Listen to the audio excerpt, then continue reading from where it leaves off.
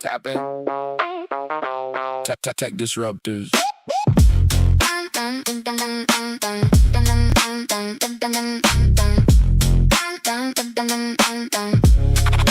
Tap in. New code in the hallway. New talk on the feed. Big idea, small screen. Watch them grow in the speed. From a sketch to a spark to a product in the wild. We break the old pattern and we smile like a child. Tell me what's next, tell me what's real. Hands on the wheel, mind on the build. Signal the future, bring the new. Signal the future, we cut right through.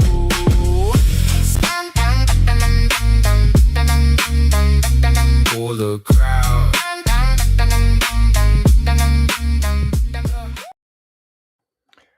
Hello everybody and welcome back to the Tech Disruptors. My name is Darren, this gentleman's name.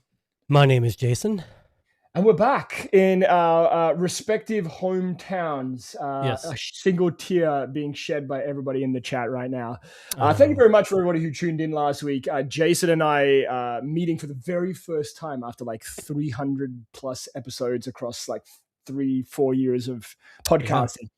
But that was a lot of fun. Shout out to Sawmill Creek for putting us up in a little space there. Now, shout out to Ohio because, Ohio did host it. This is true. Now, I'll just give you my general 2-cent impression of Ohio. Lovely Oh, place. here we go. Very nice people. Okay. Love the theme park. Sure. Love Sawmill Creek. Yeah. Wasn't a fan of some of the food establishments. I was not a fan of... You better not say it. No. What am I going to say? Did you guys go to Culver's? We did. My wife went to Culver's. I really, really liked Raising Cane's. That was actually probably my it's just favorite fried chicken. place. I'm not a Raising Cane's person. I like Popeyes better, Yeah. but anyways. Yeah. But yeah, I wasn't a big fan of some of the food establishments. Well, where did your wife think of Culver's? Because I she made a loved it. suggestion. Good. Yeah, she loved it. She, my son still raves about it. That was the one place I didn't go to. They had the custard, I think. She said she They may had have a the sandwich. I don't frozen know if she did or not. But She had the sandwich. She had your sandwich recommendation. She had the Mm. custard. My son was raving about the fries and the. They are burger. good. Yeah. The fries are good. Yeah. But yeah, no, lovely city. Thank you, Ohio, for being hospitable. More specifically, Upper maybe. Sandusky area where. Yeah, Upper you know, Sandusky area. yeah. That is correct. Yes. If the Travel Tourism Board of Ohio is listening, and you would like to bring Jason and I together again in the future, you want to sponsor that travel? We can do The that. Ohio Board of. I have no idea what you guys call it in the States. I don't think I'm sure we have something, but they're not going to do You anything. must have like a tourism Ohio Yeah, especially when you cross the border into like every state, they always have like a little welcome center, but I don't know how to even get in contact with them. You should get the whole nation of Canada to let me over, but there's some tension right now, so I'm not sure if they want me over. You probably be stopped at the border, and let's be honest. Like I'll just say shady like backstory. I'll say I'm a Canadian. Yeah, you probably. I mean, you could pass. You just put a fucking maple leaf hat on you, or like Hockey jersey. hat, hockey jersey. I almost ordered a hockey jersey. I don't even watch hockey that much, and I was looking at jerseys online, and Ohio State is the college. Obviously, in the States, college sports is big. And this company was selling like a Ohio State Buckeyes like hockey jersey, like dirt cheap, and it looked nice. But I don't watch. Actually, hockey. can I ask you something, just Sure. Ohio related? Sorry for everyone who's. No, let me before you ask the question. I'm from Ohio, but I have been known to be wrong about things. Just okay. So Buckeyes is a candied treat that is essentially what Buckeye is Ohio- actually a nut that comes from a nut, tree. Yeah. Okay. Yes, but there is Normally a covered tree. in chocolate. No, so it's just like a nut from a tree. it's just a nut from a tree. But if you ever had a Buckeye, the candy, it That's what I was- resembles what a real Buckeye nut looks like. Ah, so that's okay. Got So it. have you ever had a Buckeye? It's chocolate on the outside and peanut butter Yes. filling on the inside. A Buckeye nut is kind of like dark on the outside and like a light brown on the inside. Ah, okay. Yeah. So I tried desperately to find Buckeye. They're so candy good. before I left. I couldn't find any while we were there. I mean, I was just a little disappointed. people say it's an Ohio thing, but I think Buckeye is pretty. I could be wrong, but you can get them anywhere. Okay, I looked and I was a little bit disappointed. So Ohio Tourism Board, if you're listening, send out a case the of Buckeye tariff on a candies. box of Buckeyes would be $33. $8,000, yes. All right, now it has been a minute since we've had a funny robotics story. And this one actually caught my attention this week because it's probably the worst thing that a robot AI humanoid thing could do when you're trying to demonstrate robotics. So I'm gonna share my screen. Hang on, this thing keeps auto playing. 1 second. Okay.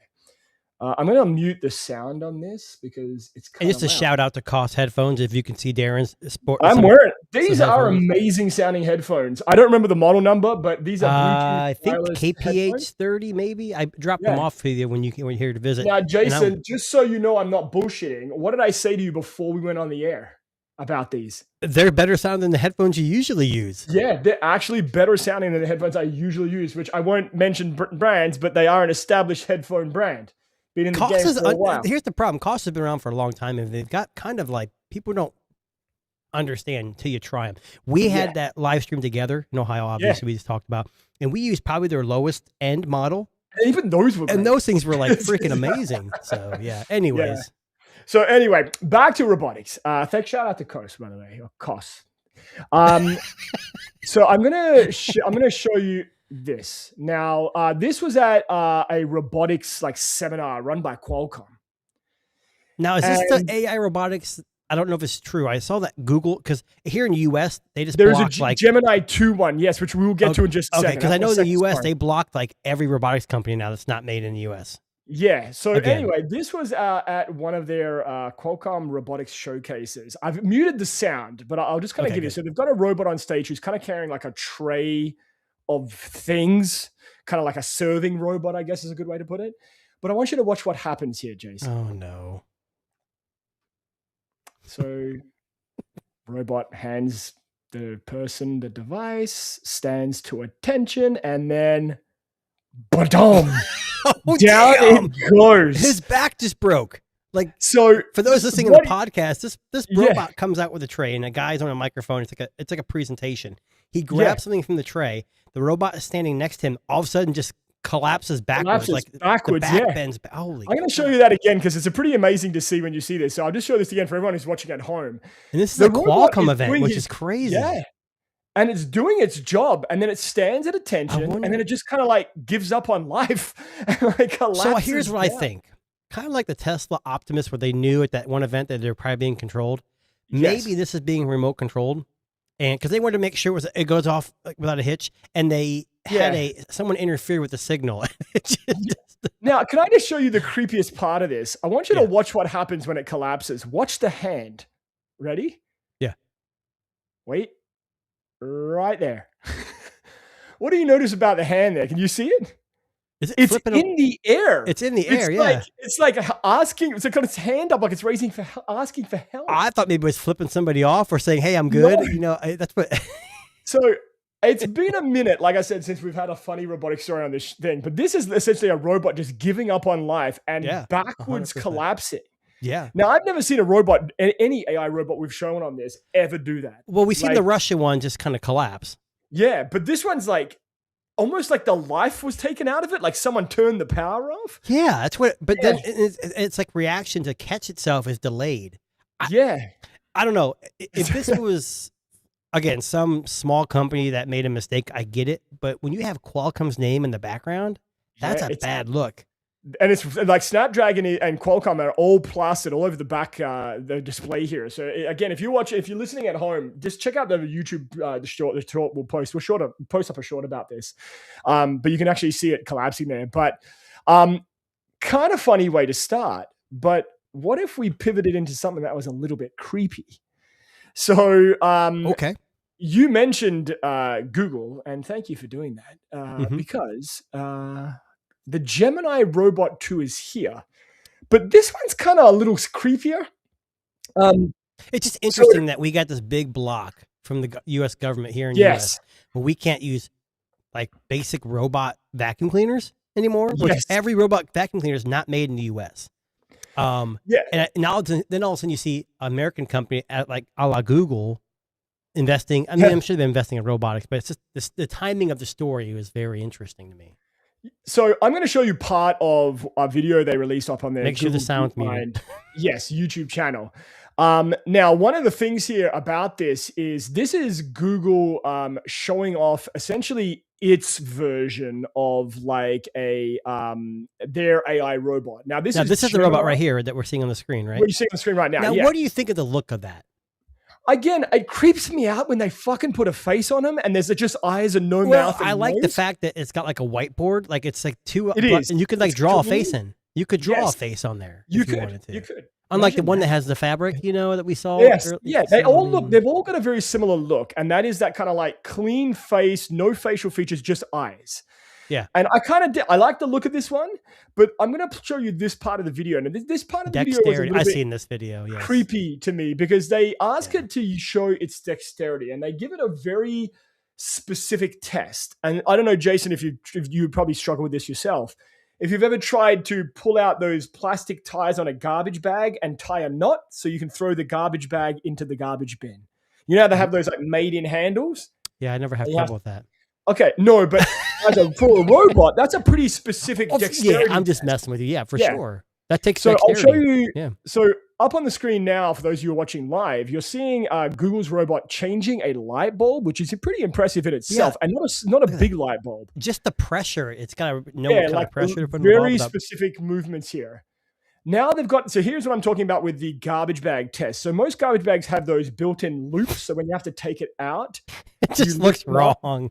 It looks terrible. But I mean, a robot tying a bow, and it's slow. I don't know if the video slowed down so you could see, or if it's just that slow. But and if any company could make advanced robotics in the U.S., it would be Google. At least the software wise. Yeah. Now I'm just going to pause it here, so I don't want to get copyrighted. Yeah. We don't want to. So if you guys don't understand, I know we went to live together in Ohio. We were having some technical difficulties, and we showed a video. And our copyright infringement lit up like a Christmas tree. And we couldn't hear anything. Yes. And you know what the problem was, I think? Yeah. When we went to settings, remember how we changed the mic? Yeah. I think we forgot to change the output setting. Yes, this is correct. Yes. Anyway, it's okay. Anyways, we're smart. But anyway, here we're getting like a little demonstration of Google's robotics. Now, Google works with a lot of robotics companies. I don't remember all of them who they're, but they're Apollo robot, which I believe is what it's called. Is showing kind of like proof of concept when it comes to things like dexterity and movement. And look, it's not fast. It's not human level speed. And I think Jimmy just said that in the chat there. Yep. But it is impressive to see the precise nature of what robotics is coming to, right? Because it's starting. And we've noticed this as we've been doing this. We kind of slowed down a lot of these robotic because they haven't really. Yeah, the stories. Yeah, but we've seen a big change in like just the minute details. Like, you can get a face to move, you can get a body to move around and walk, but when you get to things like changing a light bulb, shaking a hand, writing. It takes a whole different level of dexterity that we're seeing a big weight. I don't know. I'm still not sold on the robotics. So if you live in the U.S. and you want to get one of your Unitree robots, you might want to push your order in soon because there's going to be a ban coming very, very quick here. So now, staying with Google for just a second, Jason, you and I have frequented Chinese smartphone manufacturers in the past, like Chinese ROMs, they're called, but they're made for the China market, but you can use them in North America. You're talking about like a Chinese phone with a Chinese ROM, not a global. Exactly. ROM. Yeah, like we've had Vivo, we've had Oppo. And they're serviceable for the most part. Yeah.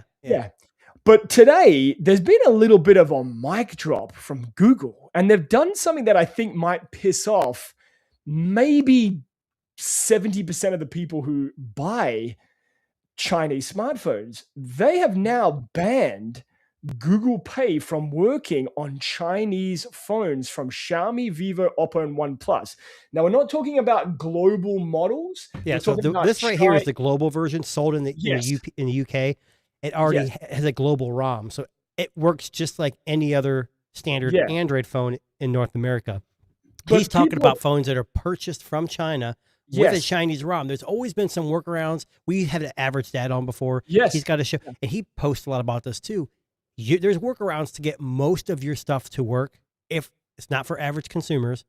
And if you're on T-Mobile in the US, usually it'll work. But this it's pretty full on. But let me ask you something. If you live in China, do you really care? You're probably not using Google Pay anyways. They use WePay, right? I think that's their major. Whatever the main one. Yeah, their one. But the problem is like, why take it away as an option? Right? Like, is it a security thing? I'm assuming. I think it's because in China, Google is outlawed. Like, you can't use Google services in China. So when you start doing workarounds, I would assume Google's not getting that kickback because you got to pay to have Google services on a phone. So I would assume, hey, they're like, look, we're gonna. But here's the thing: you can ban it all you want. People are gonna find workarounds. I guarantee it. Yeah.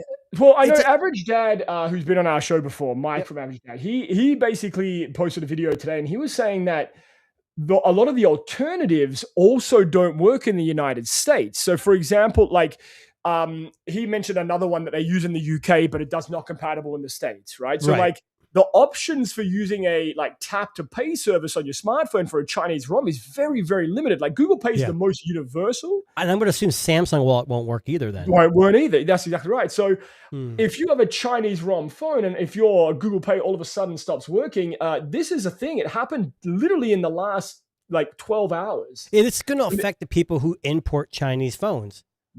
And exactly. And I'll be honest, I very rarely have daily driven a Chinese ROM phone as my main phone. It's always a backup phone. I did. Because, and I did for a little while, but like Android Wear, you can't use Android Wear, or what do they call it now? The Android based watches on any Chinese ROM. Wear OS, I think Vivo said they were supposed to be able to work, but it never did. Yeah. You could use Amazfit and other third-party ones, but I don't know. To me, I don't know how many more I'll buy Chinese-only phones. It's getting to the point now where as long as they make a global version, I'm okay with it. Yeah. Yeah, I mean, I used the Vivo X300 Ultra. That was a Chinese ROM phone. I used that for the most part of last year. Which, I don't know if it was... I had one that was recently the Chinese-only. It might have been the 300 Pro. Oh, yeah. So basically, this is kind of like breaking news on the Tech Disruptors. It is. If you have Google Pay, it's not working anymore on a Chinese ROM phone if you live in the United States or anywhere that this would normally work. Go ahead. Google's making some moves. Now, can I ask a question? This might be, I hadn't had this on my run sheet, but this just connected to what we were just talking about there. Is this a byproduct of the Apple merger? Now, before you answer... Hold on. Apple merger of what? Like with Apple working with Google now for like Gemini and all that on their iPhones. Now, let me hear me out. Apple pushes hard on the security and privacy aspect of iPhones. Sure. Could it be a byproduct of the agreement that Apple said, you know what? If you're going to allow us to use like Gemini and Google services, we need something in return. We need you to start clamping down on these other manufacturers that are using your services, maybe not officially. It could be. I think it's more of money. I think Google can't make their money off unsanctioned. Yeah. You know, we all import Chinese phones in the past. Well, all of us, you and me, and we can sideload all kinds of apps to make them work. Yeah. But I think Google is finding out, hey, China's a huge market. Yeah. Oh, absolutely. It's massive. It'd be, it would be nice if China would just allow Google service. They never will. Just make it Google. Could you imagine the money Apple and Google would make if they would allow those services? That'd be 100%. It'd be insane. Yeah. Yeah. So interesting moves being made in the world of Google and robotics. Well, let's talk about something a little different. Sure. And absolutely. I showed this to you before we started because I had to show this off. So now you have to. I'm a child of the 90s. And when I say child, I mean I was a kid. And yes, I had Nintendo. But I mainly played PC games. Keyboard and mouse was my thing. Yes. And first-person shooting games were my thing. I started on Wolfenstein 3D. Oh, Quake, love that game. Doom, all these things. Well, I want to say, let me make sure I get this right before I share. And I don't, maybe won't say in this article, but there is a nostalgia around Doom. And there's even like a cult thing. Like, will it play Doom? Like everything. Yeah. Like people had it on graphing calculators and everything. But I just watched someone playing it on one of those flippers. You know, those little like. Yeah, I have that. I have it on the flipper. Yeah. And then obviously I showed you this, guys. I guess on the screen here, I did a review of this. There's actually a Doom port. There's actually a Doom port for that too. Awesome. But it's a great game. It really is. Anyway, it is. It's and it was back in the day when first person shooting was easy. Like you didn't have 16 buttons. You couldn't cheat. There wasn't online maps. You had to learn how to win the game. But anyways, I'm getting too far here. So it says GameStop, but I think Bethesda is the company behind Doom. They released. It's not even a real game. It's just a fake a fake gold diskette. If you guys know what diskettes are, 3.5 inch. This is a commemorative. Here, Jason. You're aging yourself with this floppy disk reference. I played Doom on a disc. Yeah, I think it was shareware. Remember shareware? Yeah. Like it was like try it before you buy it. Yeah. So for $30, you can get a fake gold diskette in a box with a display case. That's it. Love it. When I saw the article, I went to GameStop and pre-ordered it. It was like 20. I think with my I have a GameStop pass. It was like $28. It's still a lot of money. But as of today, they're only making 5,000 of these. Crazy. As of today, before we started the show, about 5:45 ish, Bethesda and GameStop are sold out. Wow. So if you guys want to get your hands on, if you're gonna have to hit up Jason. There you go. Here, limited to 5,000 worldwide. It's in Boast Metal Collectible. I love that term. Yep. And I don't like I said. To me, it brings back. Listen, honestly, it's something you could put on a shelf and it would probably get people's attention. That's the reality of what this really is here, right? Well, for nerds. Absolutely. It's totally a nerd product. Yes. So, what do you guys think? Is this cool, chap? I think it looks and you see here, Kevin put Duke Nukem, of course, a classic. Yes. Yeah. That was one of my favorite games, and that was very risque for the time. Yes. Duke Nukem had like a strip club scene, and it did. Yes, Duke Nukem had. I was more of a Leisure Suit Larry guy, but that's okay. We can talk about Doom too. Doom wasn't. I mean, I remember growing up. It was scary to play. I remember as a kid playing it, going. But parents were like, "Oh, it's violence," and games back then weren't even that bad. They were, but it did have one of the greatest music soundtracks of all time. We talked about this before. Like, it has an amazing soundtrack. The Doom, the original. Idsoft had some. I still play Doom. I mean, I have it on Steam, the new one. I just don't get into it as much. Yeah. But I mean, either way, if you want it, you got to pry it out of my hands because it comes out. I think it ships in September, so we'll see. That's okay. That's something you can put on your shelf right behind you there, Jason. We could get a nice gold hang it there, mounted on the wall. Maybe I should get the Trump phone and put it next to it. Oh my god! A collection of just shitty or semi whoa! Doom is not shitty. No. The Trump one is definitely plastic. But anyway, now Jason, it's funny that you're talking about games because if I was to ask you classic gaming consoles over the last 20 years, what do you think would be? Yeah, what do you think would be one of the more popular ones that people still go back to today? And it's not Sony. I'll be honest with you. I'm not a huge console gamer. So I'm going to say the time frames messed me up. So the PS1, I think, was 90. I know you're not saying Sony, but PS2 would be. So I would say maybe to me, GameCube or Dreamcast.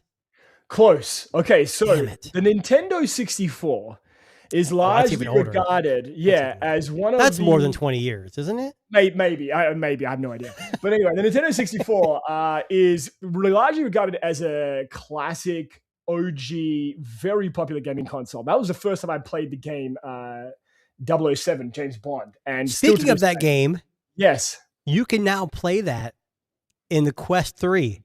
There you go. Amazing. The original Doom.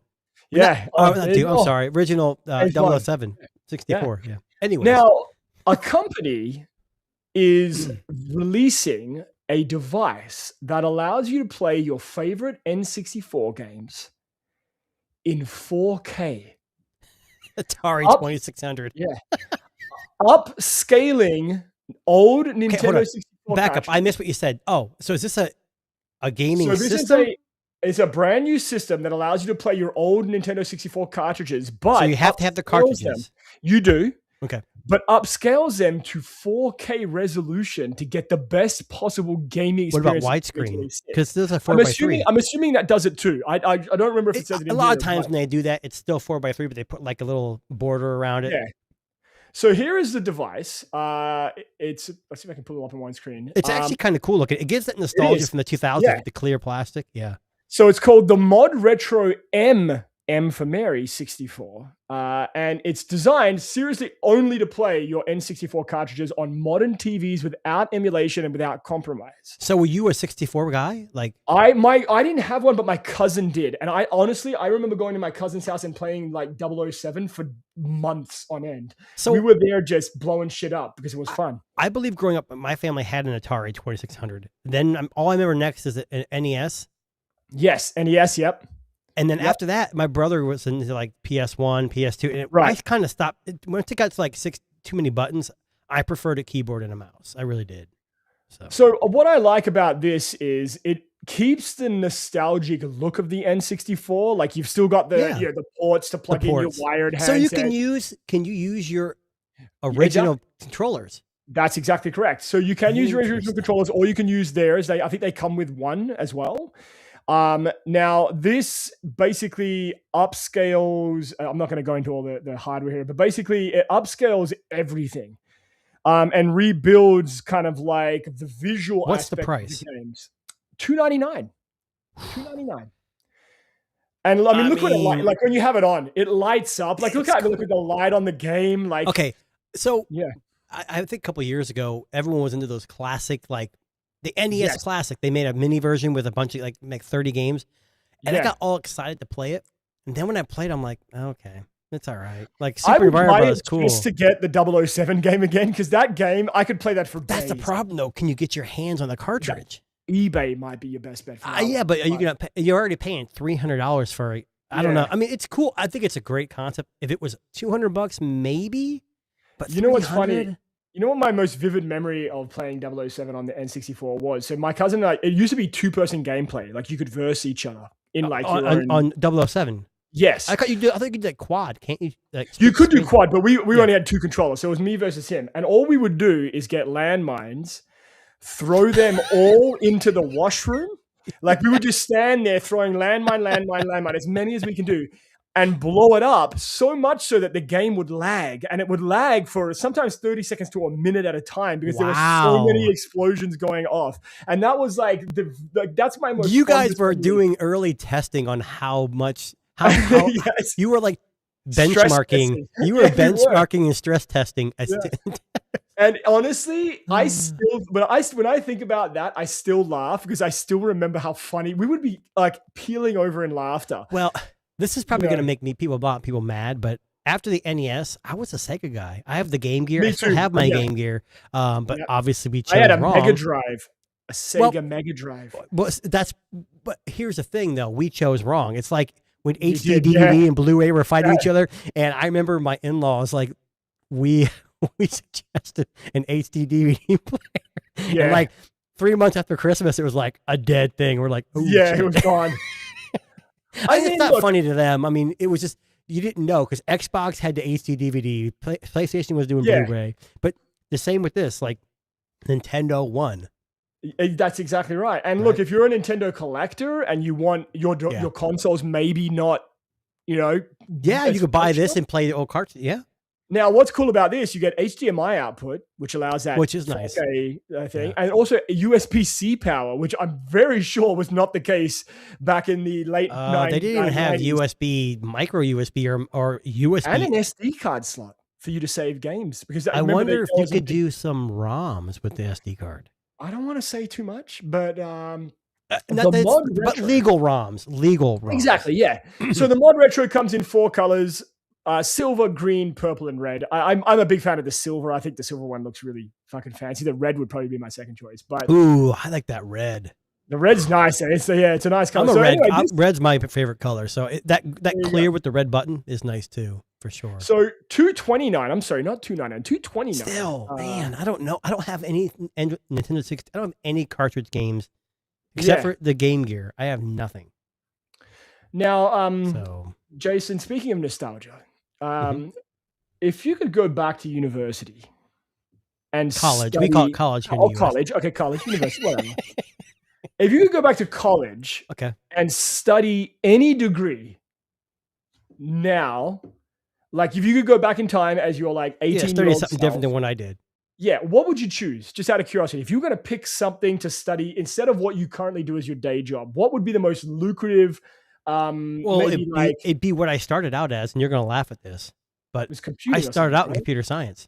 Yeah, and then I switched to psychology, and it was a great degree. I learned quick, but obviously computers, IT, all that stuff would have made me a hell of a lot more money, and probably would have made me a little happier, maybe. I don't know. Yeah.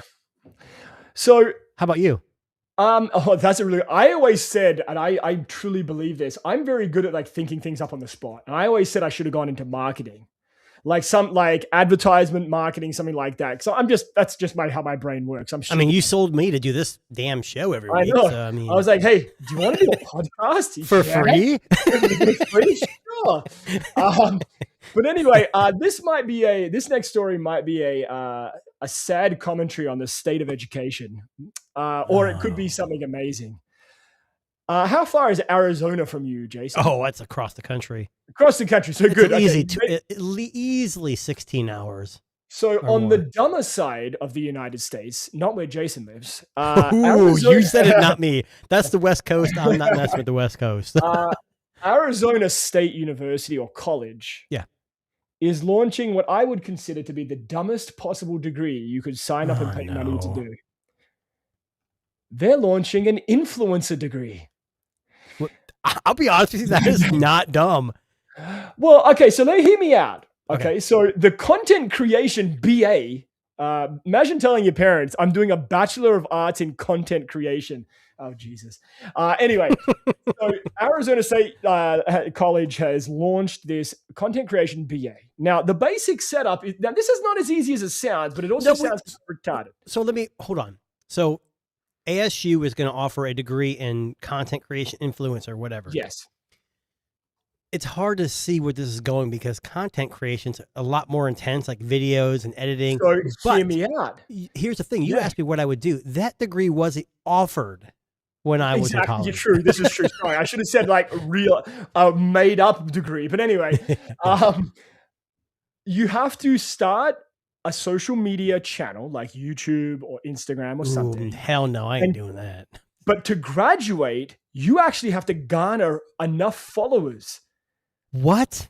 Yeah, so you actually Does it say what the number has to be? I think somewhere here it said you have to become an influenced strategic storyteller by doing podcasting, personal branding, audience analytics, all that stuff. Yeah. You have to do live streaming, videography, writing, podcasting, graphics, and media. So it all has to be done by you. Damn. Okay.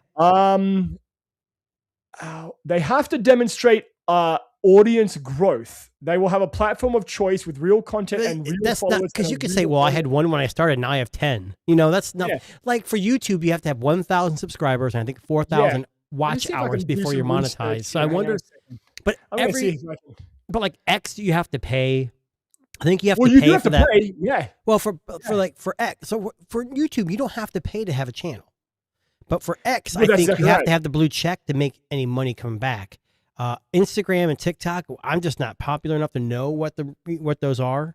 I'm only monetizing YouTube. Gonna see. I'm trying to find. Give me a second. I'm just gonna do. And just to let you guys know who aren't content creators, 1,000 subscribers and 4,000 watch hours ain't gonna make you rich. No. Yeah, exactly. We do this for fun. We're not making a whole lot of money, so that's for sure. Well, Darren's he's the face of Tech Disruptors. I've got a face for radio. Okay, so the curriculum does not set a fixed follower threshold. That's nice. But one of their programs, like one of their projects, like a cornerstone project, is that they have to choose a platform, create a content strategy, publish consistently, and demonstrate measurable audience growth. So it can't be. That's interesting though, because when you're in school, what's your main focus? School. You may have a part-time job. If they had that when I was getting in and it was popular. Maybe as a second degree, maybe not your primary. But yeah, but if you let's say you get into this and you catch fire, and the people teaching the class are good and give you good tips. It may be worth it. The problem is I don't know. I'm not by any means popular on YouTube, but it'd be nice to have a helping hand. I'm doing this all on my own without much that's help what we all do. Most of us do, right? Sure. So all of this is a labor of love. Like the Tech Disruptors, One Cut Reviews, 2NA Tech. We do this all on our own. I mean, we're a $1 billion company. We're shooting for, Apple level, but we'll get there. But I mean, measurable audience growth doesn't sound like 50 or 100. That sounds more like thousands. This is true right here. Okay, this Mr. Beast has one too. Yeah. So it's online, and I want to say one of the Paul brothers, Jacob. I think they were involved with something too for a while, and it might have been a scam. I'm going to be honest with you. I would probably rather go to Arizona State than Mr. Beast's university, but I mean, that's just me. You see Mr. Beast, how much money he makes. Yeah, but that doesn't mean he's a good educator. Problem. Here's the problem with him. He does really well, doesn't he, on YouTube? And pretty much everything. He's got his own company. His life is social. That's his life. He works 24/7. He has no life. Yeah. I know he just got married. I saw on social media. I don't know how he got married. I'm sure he's gonna make a video out of it. There's no way he did not make a video while he was on his honeymoon. Damn well. I'm not sure how he got married because I thought he swung the other way, but we won't go into that right now. Well, no, but I guarantee you, mark my word, in the next 2 or 3 weeks, we're going to see a video from Mr. Beast's channel. Yeah, saying during his wedding, on his wedding or his honeymoon. Like Mr. Who's the Boss did that, right? And it was like one of his. Well, he actually posted videos of his wedding. I'm thinking Mr. Beast is going to have some kind of competition at his honeymoon. Like who can bake the best wedding cake or some shit? Why not? And that's his wife is like, look, hey, you want to marry me? You put those damn cameras away. Which I don't think she would say that because that brings in a lot of. This is true. Finances. Now, Jason, before we continue on with our podcast, you and I have been asked by a brand to talk about a very special smartphone which is designed to take you away from your distractions of everyday life. And interestingly enough, it's a new trend. Like there's a lot of companies coming out with we call simple phones. Yes. But there's a problem with simple phones. They're based on simple electronics. Like there's shitty cameras. Sorry. E-ink screens and shit like that. Yeah. And like flip. They don't do a whole lot. But here, Darren, I'll let you talk about this. Yeah. So we've been very fortunate to partner with the Balance phone, which you can hopefully see right here. I'll do my stupid palm trick if you can see that. The Balance Phone Pro. Now, the Balance Phone Pro has basically one mission. Their one mission is for you to disconnect largely from social media, influencing and being a kind of like crutch on your time. And essentially the Balance Phone Pro, like Jason said, this is essentially not like a traditional minimalist phone because it isn't hindered by hardware. It isn't an e-ink screen and it's not chunky and it doesn't have a shitty camera. This is essentially a base S25 from Samsung with Balance's own Balance OS, their proprietary software placed on here, and you can see what it does to the screen. If I just unlock my device, it kind of like limits your home screen to 8. You get 8 choices. 8 basic apps. What you need to realize, this isn't a skin. So when you start the phone up, it looks like a Samsung device. It does. But then all of a sudden, all these smartphone companies have their security suite. Samsung has Knox. This is like Knox level, like under like.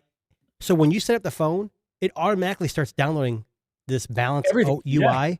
Yeah. And it asks you, what do you want? Why do you want the Balance phone? And it helps you to do that. So if you're constantly looking at social media, this phone is going to block all social media.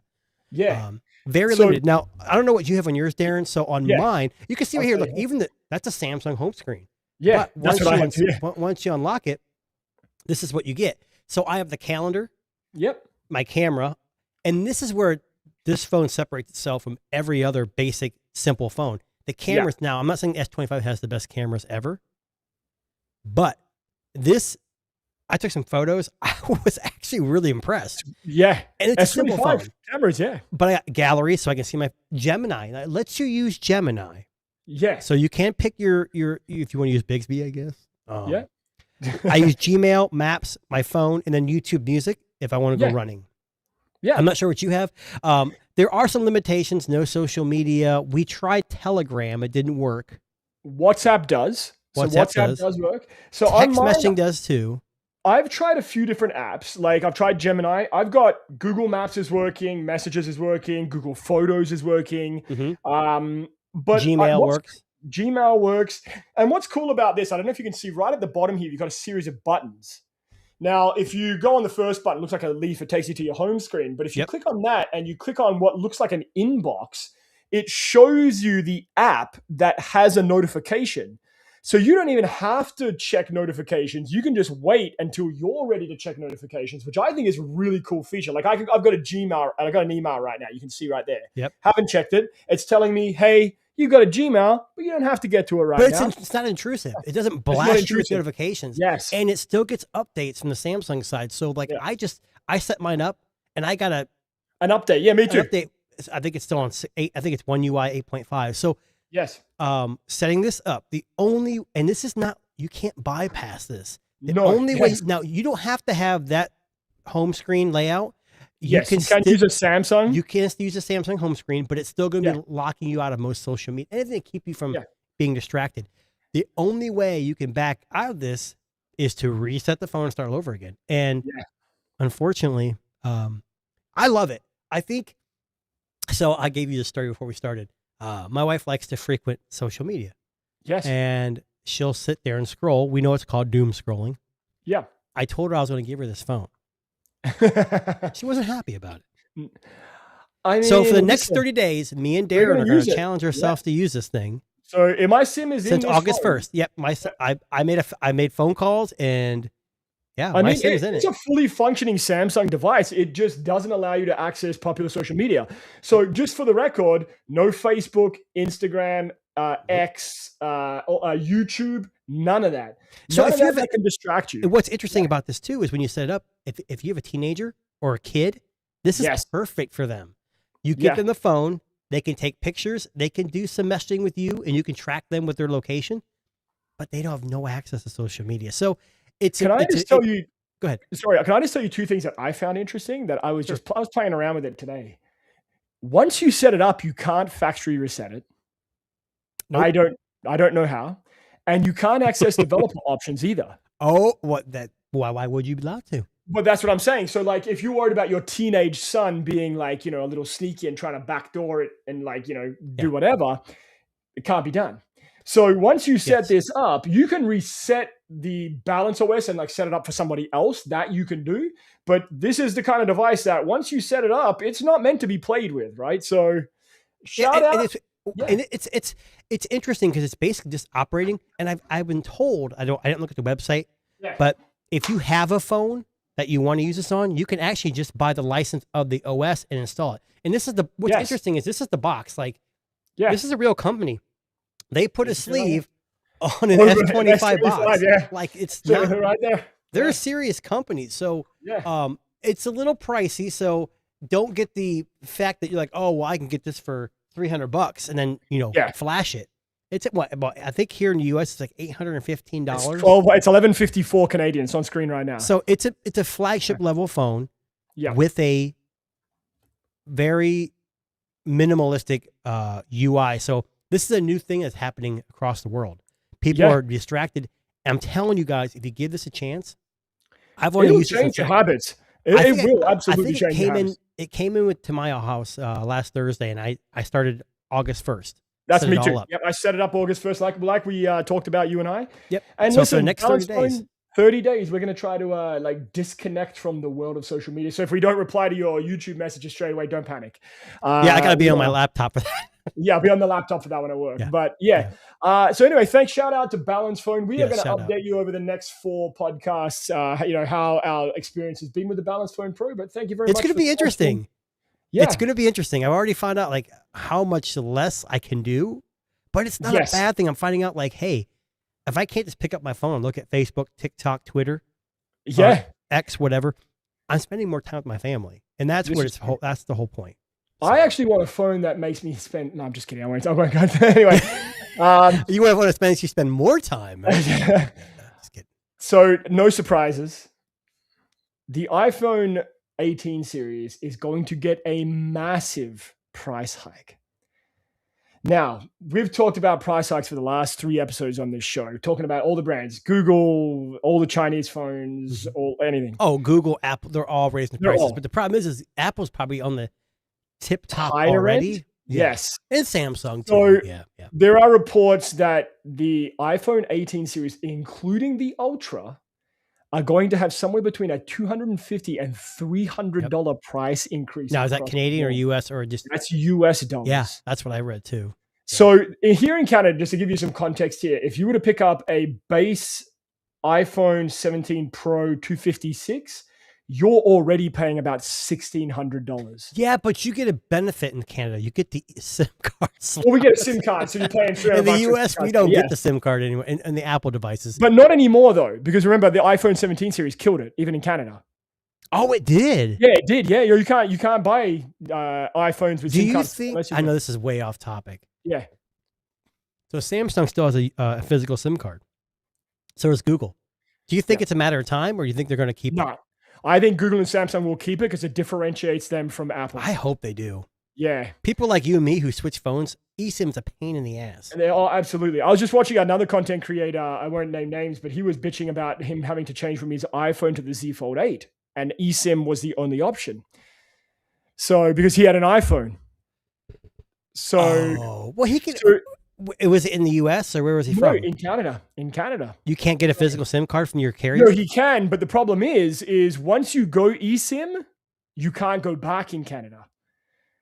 So so once you change over, you're changed. Like, okay, well, let me ask you this. Yeah. So we know that we're on the cusp. So we know Apple's raising their prices a lot. And we know that the Z Fold 8, 8 Ultra, and the Flip are outrageously priced. Yes. And there's some hesitation on the Z Fold 8. Have you pre-ordered it? I have. Okay. So, and I'm not going to talk about anything else besides that, but I have a buddy who pre-ordered the Z Fold 8 on, I think, Verizon or AT&T, one of those. I don't know. He said they already processed his payment. So it must be, mine has too. So Friday, it should be here by Friday anyways. Yeah. He said he got an email. He uses physical SIMs across the board.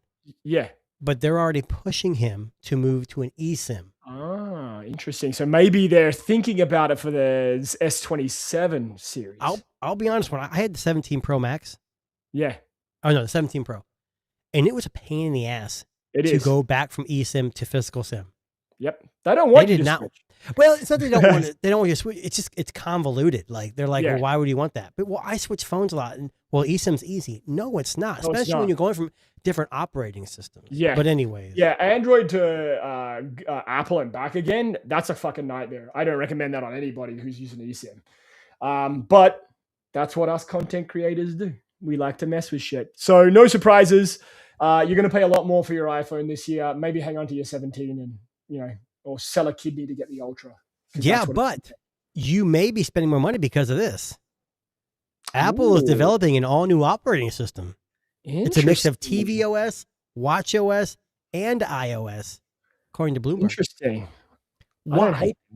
Don't hate that. Well, yeah, I mean, why not, right? Like, could be named Home OS. So here's what's interesting. Yeah. We're talking about smartphone. What is it? HomeKit? I think Apple's HomeKit. Yes. Google has Google Home. It's not really an OS, it's an app. So do you think they're going to initially start working on a whole suite of smart home products, Apple based? They are. And if you'll let me share my screen for a second. You got it, don't you? Siri AI is going to be locked behind a paywall, like for advanced features. So Google is working on a slew of home devices. You are correct on that. That's been confirmed. You mean Apple? Apple, sorry. Google probably is too. Yeah, it's probably powered by Google, let's be honest. But anyway, Apple is working on a slew of home devices, speakers, displays, and we've talked about them in the past. They had that stupid moving display, which they were like prototyping. Whatever happened to that? We don't know. Maybe we'll see it in September. Maybe we'll see it in September, with the Ultra. But, so the problem could you imagine? Yeah. I'm going to spend $2,800 on an Apple Ultra, Yeah. I'm going to spend $500 on a Apple screen that moves with me. $5 or $6 grand. Are you going to spend like $5 or $6 grand this September? I hate to say this, I'm jumping the gun here again, but with the Apple lease program. Yeah, I know. You might have to. What pisses me off, and I know I'm jumping the gun, but Siri's behind a paywall. Yeah. Samsung is and so is Google. They're all behind paywalls now for certain tiers. But this Apple lease program, I'm kind of upset about it. So you can lease a car, which means you don't actually own the car. And when you're done with that lease, you can buy it out, but usually it's more expensive, right? Yes. I have an ad or article somewhere. Yeah, it's called Apple Upgrade. Yes. And I can pull it up unless you want me to wait. No, go ahead. Yeah. You're leasing electronic devices now. Yes. You're leasing, which means, okay, after 2 years, you only paid $800 of the $1,800 it's worth or whatever, but you don't own the device.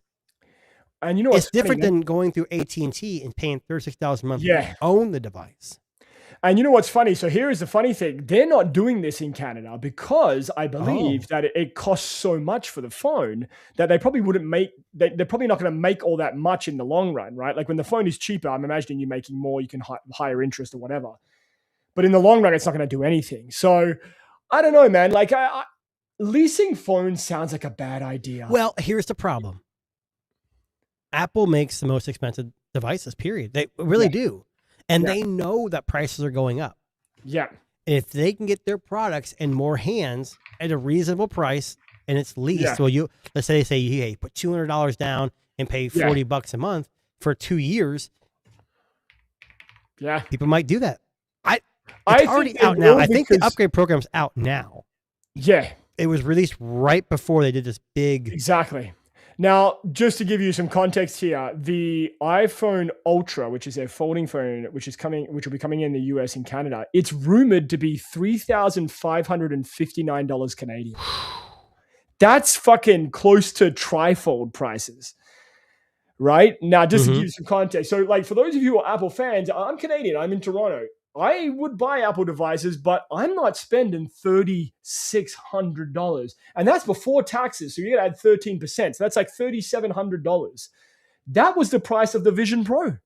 The Vision Pro was $4,500. You're getting close. Sorry. Yeah, I know. What's interesting about this, though, it says here, some of the footnotes, it says, if you fail to make a payment, they can restrict your device. Oh, they're going to brick it. Dude. See, that's what I'm saying. Like, well, I guess I don't know how it works. I remember last time I but had a device on contract, like we paid monthly. But it's nice for them because they're making tons of money off you. Yeah. And you're not getting a phone that you don't, I don't know, whatever. I mean, I look at it this way, right? So there was an article that came out on Engadget this week saying that global smartphone sales have dropped 6%. Yeah, but Samsung's still making a profit, they said. Of course they are, because I mean, they sell their chips and their screens and all that to all the other companies, right? But if it was me and I wanted to buy a new smartphone this year, the one that's got my attention is one we talked about last week. Honor. I knew it. Robot phone is coming on August the 12th. It's going to be Chinese only. We can't use Google Pay on it. But I mean, okay, look, I think if this I think this is the kind of device that might get enough traction that they might release it globally. The only thing, when you say global, people got to realize that does not mean North America. But global is good to import because it's going to have Google services. That's correct. The problem is this probably cost an arm and a leg to produce. So they're going to start out with this Chinese only. Yeah, they're going to start China only and see how it does.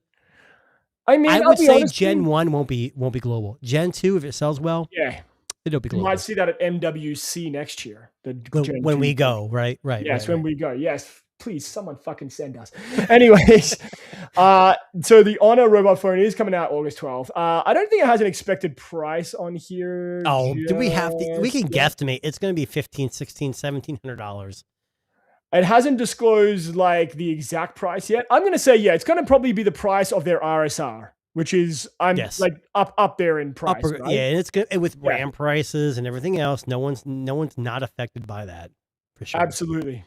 Now, Jason, before we wrap up our show, well, you do the article. I gotta share something. That's do you want to? I'll let you go first. I'll go first. Yeah. So, we have these smart trackers. I use a Pixel Watch 4. You use Whoop. Whoop, yes. The Fitbit Air, which you have condemned. Back on the Whoop. Yep, back on the Whoop. And the Whoop has its benefits, but one of its downsides are subscriptions. So, are you going to talk about Noop? Yes. Yes, I just installed it, funnily enough. Are you serious? I did, yeah. Someone reverse engineered, because Whoop is like $300 a year, which I'm not saying it's a lot of money, but it's definitely really, really good. Like, Whoop has got some great analytics, but Noop, I don't know how it works. So if you don't pay, does the band stop working? No, yeah. So basically, you can't upload or download any data if you don't pay your subscription. So how does Noop work?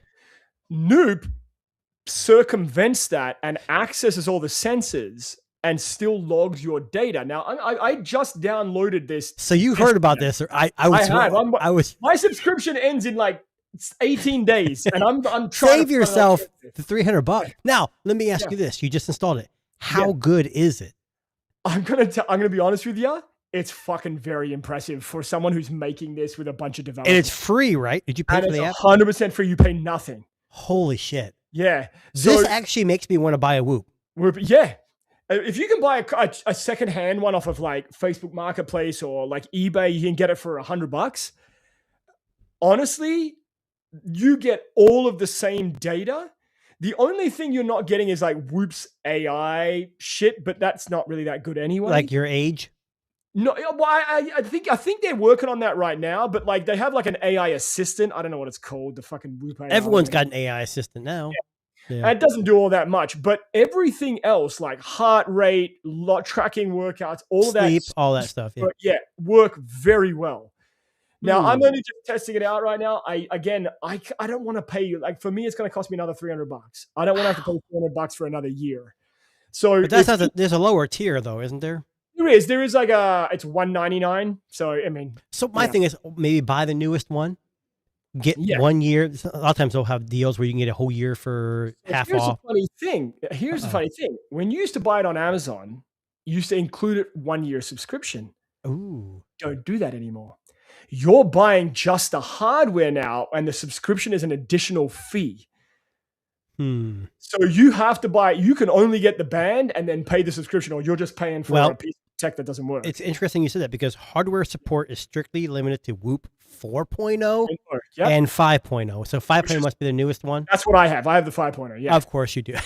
Well, I upgraded because they gave me an option to upgrade when my last subscription a year before ran out. But you swear by Whoop. My problem is when I go running, like when I run outside, I want to see my lap time.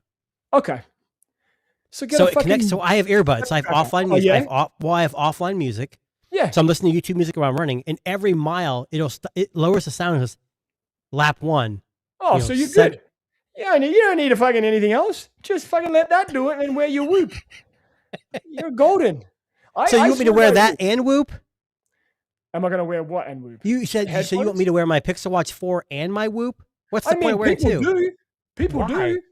Well, because Pixel Watch is more of a watch and more of like replying to smart notifications. The Whoop is none of that. It's just for fitness. It's for sleep, recovery, fitness. I just don't want to get Whoop because I don't want my AI age to come out.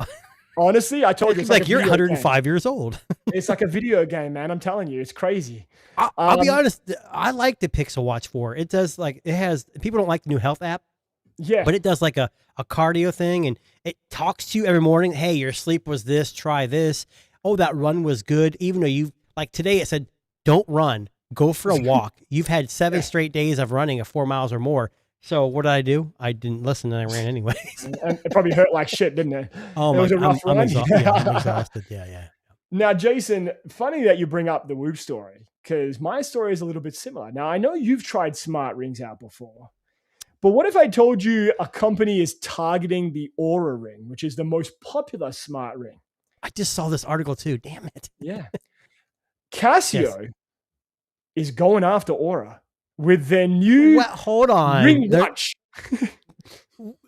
It's got some more smarts, but I don't know if it's going for Oura Ring. So basically, we talked about the Casio Ring watch before. It's a baby-sized watch that fits on your ring finger. And before, it was just a watch. But now they're putting in a bit of AI smarts for you to track your fitness as well. I'll be honest. I think I would want to try this. Yeah, I'd try it. Yeah. It's a status symbol. Like, look at my pinky ring. Like, it's a kind of watch. Yeah, like a gold. Yeah, you look at pimp. But here's the thing. I'm going to assume it has to be on certain fingers for the tracking.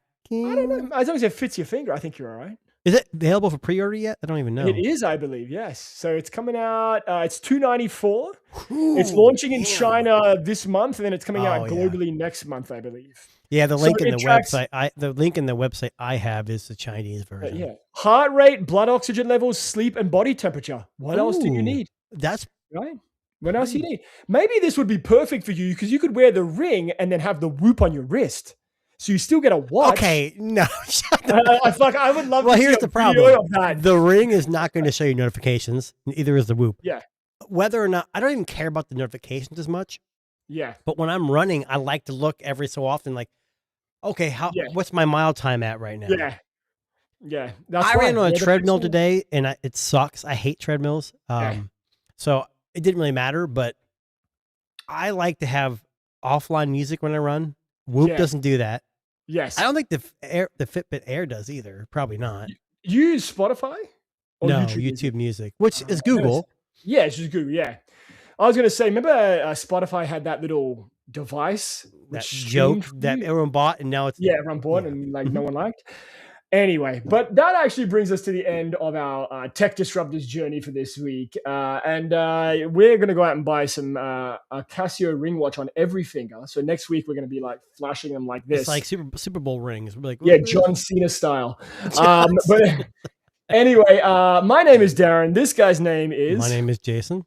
And if you haven't already liked and subscribed, we do this out of the goodness of our heart. So please hit us up on YouTube. Look up Tech Disruptors Pod, and you'll find us. You can also find us on Spotify, Apple Music, Good Pods, YouTube Music, Instagram, X, TikTok, anywhere you find. Check our description below. I mean, we have all our details, all that stuff in there. The website, every link to every. We got new podcast links and everything in there. Exactly. And we're going to leave it there for now. And we're going to throw it out to our amazing outro track, which is handcrafted for the Tech Disruptors. So we will leave you there. Have a great show. Peace out. Tap in. Tech Disruptors.